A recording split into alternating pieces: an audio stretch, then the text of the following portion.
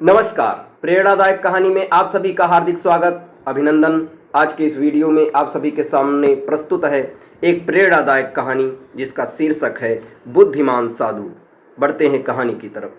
किसी राजमहल के द्वार पर एक साधु आया और द्वारपाल से बोला कि भीतर जाकर राजा से कहे कि उनका भाई आया है।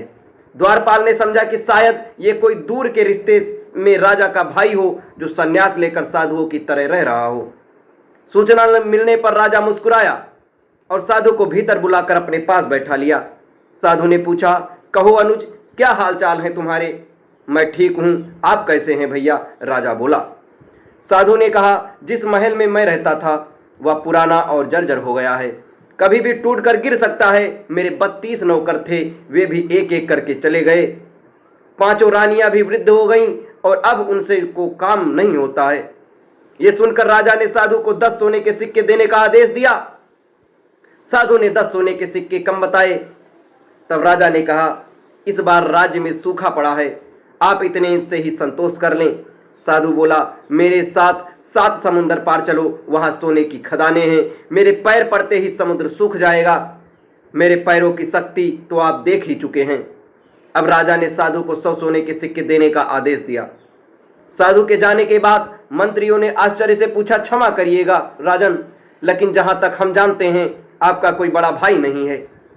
किसी आपने इस ठग को इतना इनाम क्यों दिया? राजन ने समझाया, देखो, भाग्य के 2 पहलू होते हैं, राजा और रंक। इस नाते उसने मुझे भाई कहा है।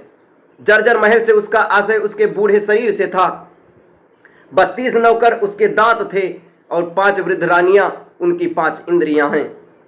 समुद्र के बहाने उसने मुझे उलाहना दिया कि राजमहल में उसके पैर रखते ही मेरा राजकोष सूख गया, क्योंकि मैं उसे मात्र 10 सिक्के दे रहा था, जबकि मेरी हैसियत उसे सोने से तौल देने की है। इसीलिए उसकी बुद्धिमानी से प्रसन्न होकर मैंने उसे 100 सिक्के दिए और कल से मैं उसे अपना सलाहकार नियुक्त करूंगा। दोस्तों, इस कहानी से हमें यह सीख मिलती है कि किसी व्यक्ति के बाहरी रंग रूप से उसकी बुद्धिमत्ता का अंदाजा नहीं लगाया जा सकता।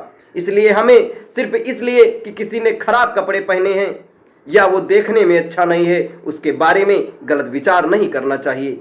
दोस्तों, ये कहानी आपको कैसी लगी कमेंट बॉक्स में जरूर बताएं और ऐसे ढेर सारी कहानी के लिए हमारे चैनल के साथ जुड़े रहें। धन्यवाद।